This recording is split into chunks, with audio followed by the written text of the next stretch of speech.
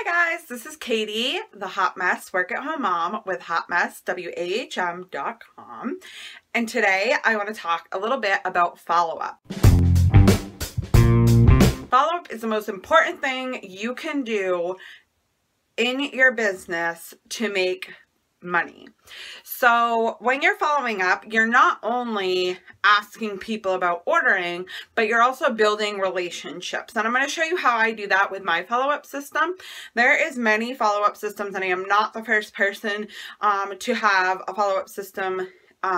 There's other ones that are similar to what mine is.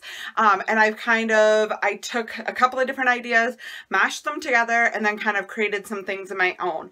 So I'm hoping by sharing mine with you and maybe you searching up a few other people's follow-up systems that you'll be able to create one of your own. There is many different ways to do this. There's many different systems. There's the 1 week, 1 month, 3 months. There's like 1 day, 1 week, 1 month. There's all different time frames.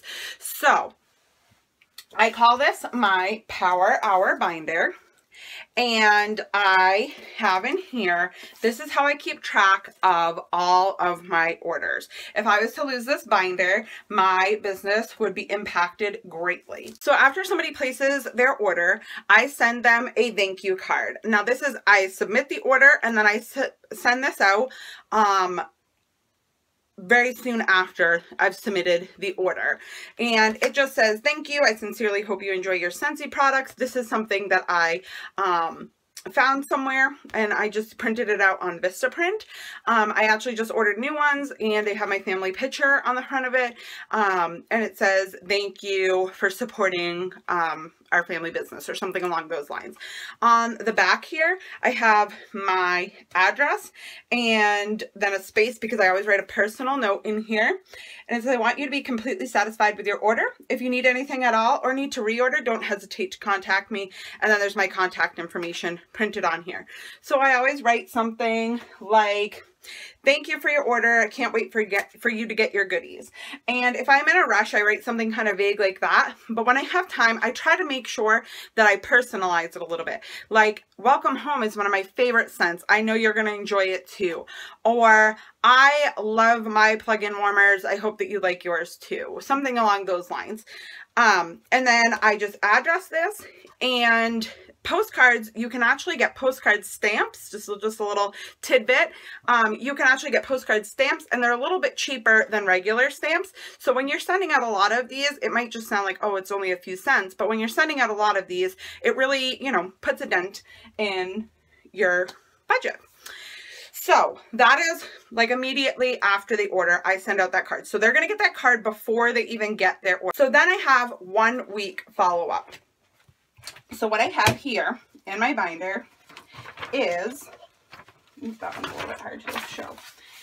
I have printed off the receipts right from the workstation. So when I submit the order and it shows, you know, success and, or submitted or whatever it says, and it shows you the receipt right there, I just click print and I print the order right out. So then after I have either the orders have been delivered or I've delivered the orders to the hostess, I take my list here and I go through and I look and see, okay, Sarah ordered. I go and message her. Now this really is where it kind of gets not tricky, but a little bit, you need to follow up with people, how it's best to get in contact with them. For some people that's email, for some people that's text, for some people that's Facebook Messenger. I do a lot of Facebook parties, so a lot of this follow-up is done through Facebook Messenger. So I go through here and contact each of these people, whatever way is best for them. And just say, I hope that you got your order and got everything opened up, or I hope you loved all your scents that you ordered. Just kind of catching up with them. There's been so many times when a hostess hasn't delivered their order yet, so I need to get on top of that. You know, it's taking too long. Or they opened it up and it had a broken bulb, so they haven't even used their warmer, but they never contacted me about it. It's a good time for me to correct any errors like that, or for somebody to say, oh, I really liked most of my scents, but there was this one and it just was not a scent for me. And then I can fix that as well. So it promotes good customer service that way. and people just appreciate you following up with them. A lot of times this is just a quick, I send them, hope you got all your goodies opened up and loved everything, and they send me back, you know, a thumbs up, or, you know, everything was great, you know, no big deal. It's not a big conversation. It does not take up a lot of time. So then after the 1 month follow-up, I do a 3-month follow-up. So in between the 1 month and the 3-month follow-up, I make sure that I'm building a relationship with them. So if these are people who I've met through a Facebook party, I am commenting on pictures of theirs that they post, or, you know, having conversations with them. When they post something funny, I'm building relationship with them outside of Scentsy.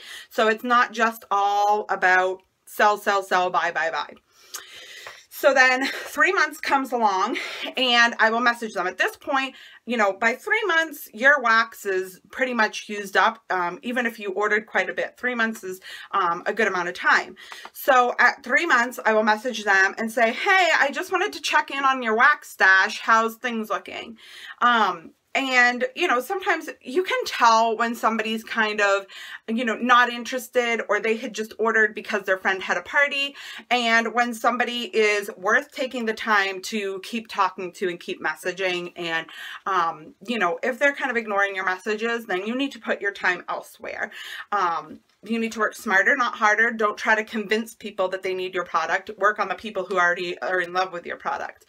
So, anyways, at 3 months, I will say, they might say, actually, I just used my last cube and I really need some bars. So now here's your opportunity to say, oh, awesome.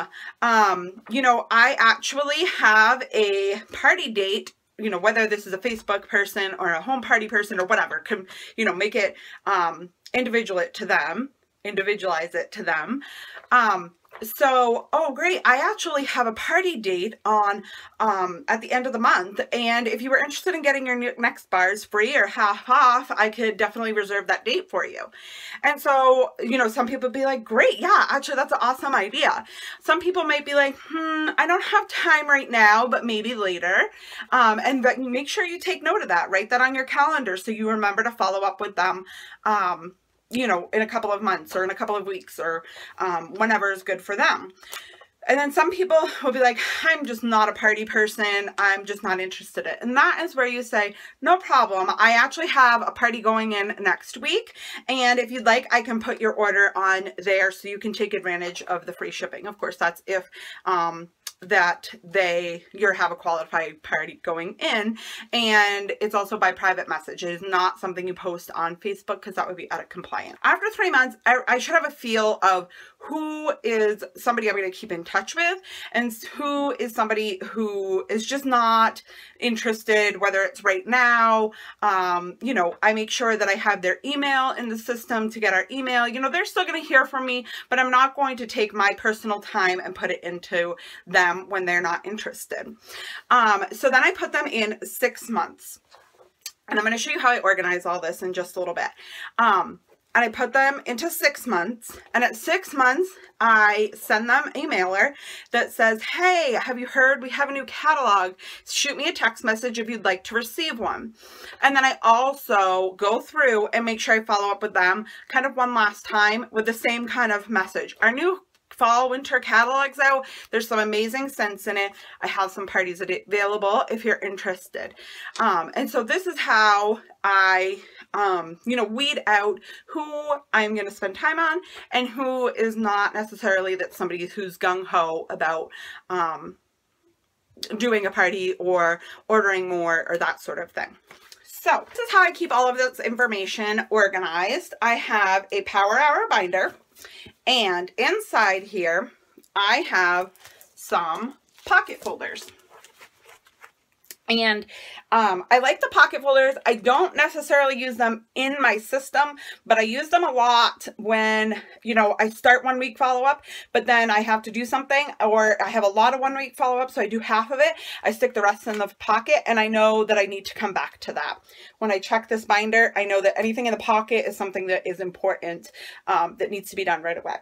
So this is my 1 week tab. So when I do my thank you cards, generally my, the printed receipts hasn't even made it here yet to this binder. So I take that, do the thank you cards. Then it goes in this 1 week, and you'll see I have some orders behind here that needs to be followed up with in 1 week.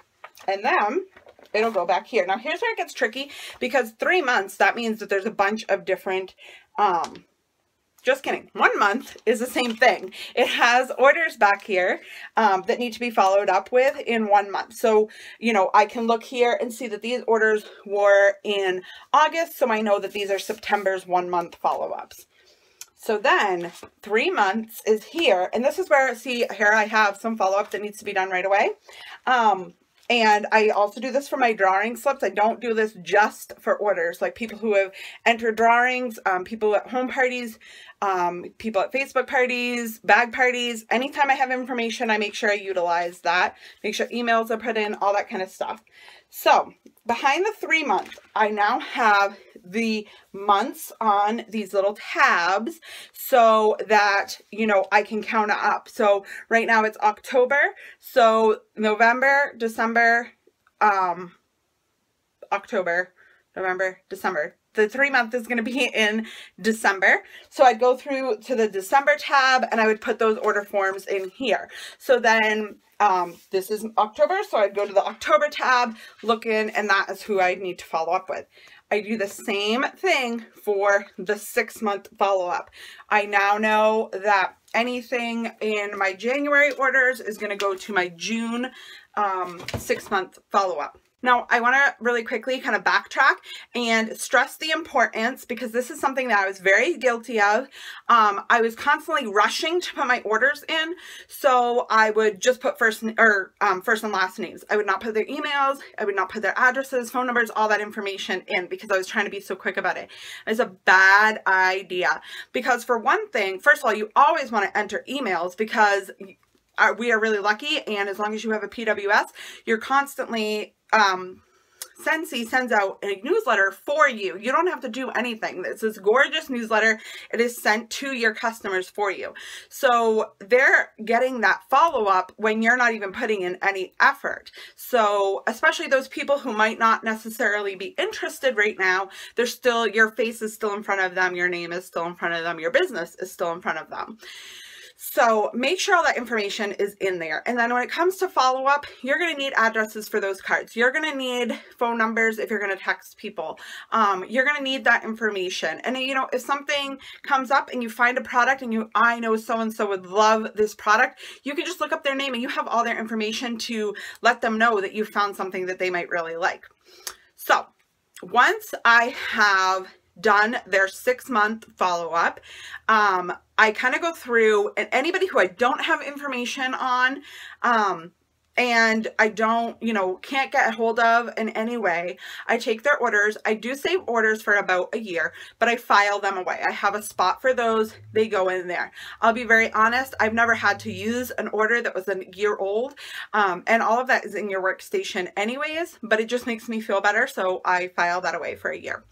Then what I do is anybody who I have built a relationship with, they're now a good customer, they're now a good hostess, I take their information and I have a binder full of my contacts. And in here, there is this customer information sheet that I got off the workstation. I'm trying to be sneaky about this and not show too much. And there is letters of the alphabet to keep it all organized. So if I've built a relationship with them, I create that customer information sheet for them and then put it into this binder. And that was kind of my list of 100, but that's my go-to list. If I, you know, I'm trying to do a booking blitz, that's where I go. So I have all the information right there. So people that I've built a relationship with go in there. And then people who they haven't answered my messages, they're clearly not very interested. They go in that, their order forms get filed away as well. So I have had a lot of different follow-up systems. I have used recipe cards in a recipe box. I have used just a binder with a bunch of information in it. I've used notebooks. I've used a list of 100. I still use that for different things. I've tried a whole bunch of different stuff out, and this is the one system that has really stuck. It has really kept me organized, and it has really improved my sales and my customer relationships because I have all that information right there ready for me to use. I hope this video helps you out, and I will catch you next time. Make sure to like and subscribe.